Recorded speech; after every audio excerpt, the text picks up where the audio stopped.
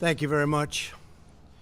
My fellow Americans, my first and highest duty as president is to defend our great country and the American people. I swore an oath to uphold the laws of our nation, and that is exactly what I will do. All Americans were rightly sickened and revolted by the brutal death of George Floyd. My administration is fully committed that for George and his family, justice will be served. He will not have died in vain. But we cannot allow the righteous cries and peaceful protesters to be drowned out by an angry mob.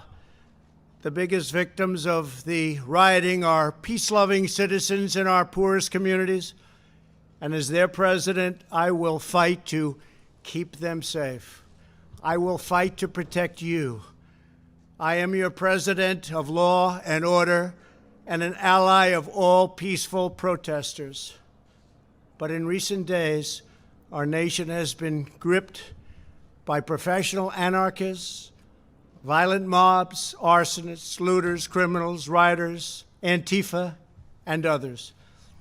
A number of state and local governments have failed to take necessary action to safeguard their residents. Innocent people have been savagely beaten, like the young man in Dallas, Texas, who was left dying on the street, or the woman in upstate New York viciously attacked by dangerous thugs. Small business owners have seen their dreams utterly destroyed. New York's finest have been hit in the face with bricks. Brave nurses who have battled the virus are afraid to leave their homes. A police precinct has been overrun here in the nation's capital. The Lincoln Memorial and the World War II Memorial have been vandalized. One of our most historic churches was set ablaze. A federal officer in California, an African-American enforcement hero, was shot and killed. These are not acts of peaceful protest. These are acts of domestic terror. The destruction of innocent life and the spilling of innocent blood is an offense to humanity and a crime against God.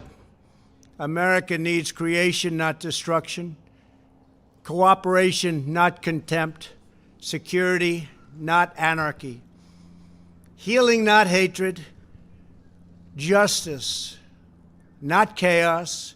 This is our mission, and we will succeed. 100%, we will succeed. Our country always wins. That is why I am taking immediate presidential action to stop the violence and restore security and safety in America. I am mobilizing all available federal resources, civilian and military, to stop the rioting and looting, to end the destruction and arson, and to protect the rights of law-abiding Americans, including your Second Amendment rights. Therefore, the following measures are going into effect immediately. First, we are ending the riots and lawlessness that has spread throughout our country. We will end it now. Today, I have strongly recommended to every governor to deploy the National Guard in sufficient numbers that we dominate the streets. Mayors and governors must establish an overwhelming law enforcement presence until the violence has been quelled. If a city or state refuses to take the actions that are necessary to defend the life and property of their residents, then I will deploy the United States military and quickly solve the problem for them. I am also taking swift and decisive action to protect our great capital, Washington, D.C. What happened in this city last night was a total disgrace.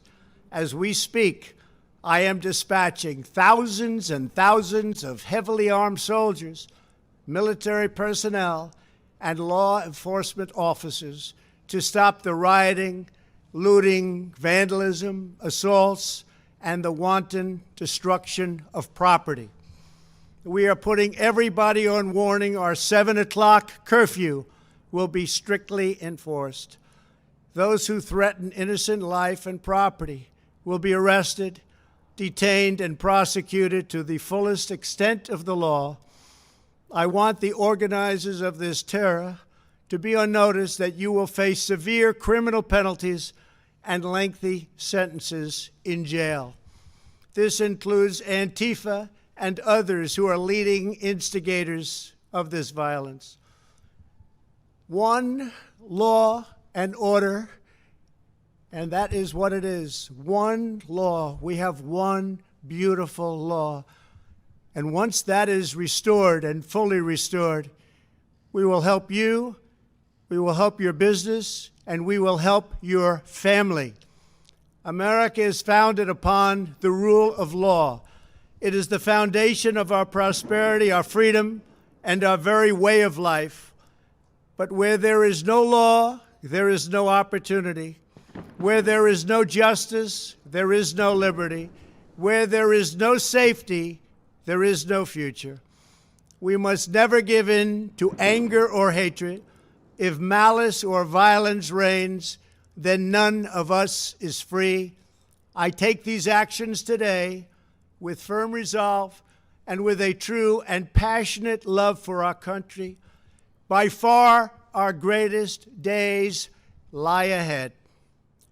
Thank you very much, and now I'm going to pay my respects to a very, very special place. Thank you very much.